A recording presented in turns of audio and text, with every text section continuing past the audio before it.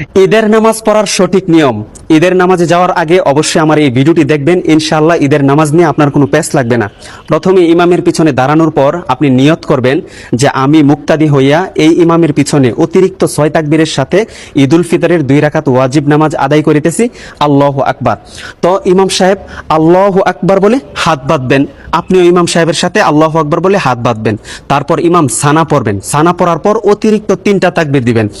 আল্লাহু আকবার বলবেন, হাত ছেড়ে দিবেন। দ্বিতীয় তাকবীর আল্লাহু আকবার বলবেন, হাত ছেড়ে দিবেন। তৃতীয় তাকবীরের মাথায় আল্লাহু আকবার বলে হাত বেঁধে নেবেন।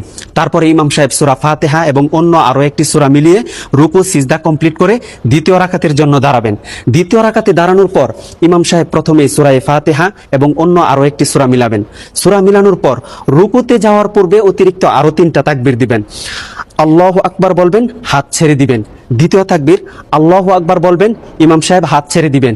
তৃতীয় তাকবীর আল্লাহু আকবার বলবেন, হাত ছেড়ে দিবেন। চতুর্থ তাকবীরের মাথায় ইমাম সাহেব আল্লাহু আকবার বলে ডাইরেক্ট রুকুতে চলে যাবেন। রুকু সিজদা কমপ্লিট করে ডানে বামে সালাম ফিরিয়ে নামাজ শেষ করে দিবেন। ইনশাআল্লাহ আপনাদের নামাজ সহি হয়ে যাবে। আর এই ভিডিওটি সর্বোচ্চ শেয়ার করে দিবেন যেন সকল মানুষ ঈদের নামাজটি শিখতে পারে ইনশাআল্লাহ।